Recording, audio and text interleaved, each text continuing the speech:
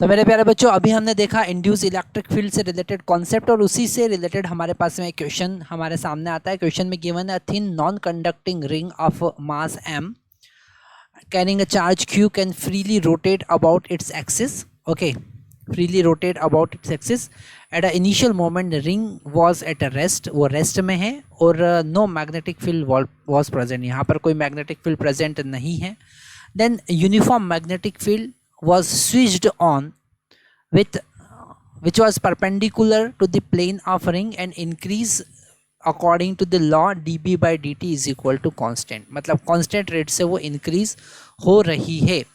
तो हमको फाइंड करना है angular velocity omega as a function of K, है ना. तो हमने यहाँ पर एक रीजन में, है ना, यहाँ पर हमने एक रिंग कंसिडर किया, है ना. हम यहाँ पर एक सबसे पहले रिंग बना लेते हैं, ठीक है.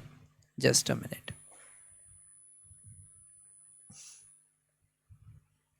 हमने एक रिंग कंसिडर किया. ये हमारे पास में एक सर्कुलर रिंग है जिस पर चार्ज क्यू है, और इस रिंग को हमने यूनिफॉर्म मैग्नेटिक फील्ड में रखा.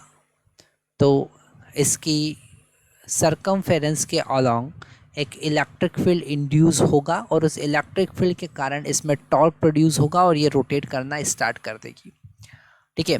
अब यहाँ पर induce electric field E dot D R जो होगा वो किसके बराबर होगा? वो होगा area pi R square into D B by D T के बराबर होगा, जो हमने डिस्कस किया था, ठीक है.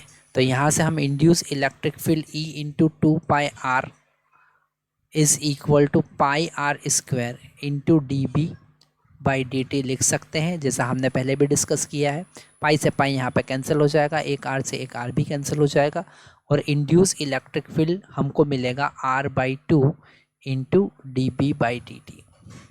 अगर इंड्यूस इलेक्ट्रिक फील्ड की बात करें तो टेंजेंशियल फोर्स जो होगा वो हम यहाँ पर निकाल सकते हैं, और वो होगा induced electric field into charge Q.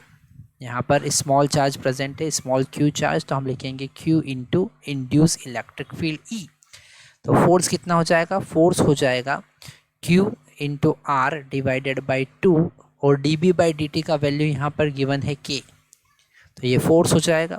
Force हमको पता चला तो टॉर्क हमको यहाँ से पता चलेगा, और टॉर्क होगा force into perpendicular distance R. जो भी फोर्स लग रहा है सेंटर से उसकी परपेंडिकुलर डिस्टेंस आर है ना. तो टॉर्क को हम लिख सकते हैं I into alpha moment of inertia into angular acceleration which is equal to Q into R into K by two into R, है ना. तो यहाँ से अल्फ़ा हमको पता चल जाएगा, पर मोमेंट ऑफ इनर्शिया रिंग का कितना होगा? M R square into alpha is equal to Q R square K by two. यहाँ पर आर स्क्वायर से आर स्क्वायर को हम कैंसिल कर सकते हैं, और अल्फ़ा यहाँ पर फाइंड कर सकते हैं एंगुलर एक्सेलरेशन, और वो होगा क्यू के डिवाइडेड बाई टू एम, ठीक है. तो ये अल्फ़ा पता चला, तो omega is equal to omega naught plus alpha into T लिखेंगे, क्योंकि यहाँ पर अल्फ़ा कांस्टेंट है. तो omega is equal to omega naught initial angular speed तो ज़ीरो है क्योंकि लिखा है स्टार्टिंग रेस्ट से हो रहा है. अल्फ़ा का वैल्यू के into Q into K divided by two M into T होगा.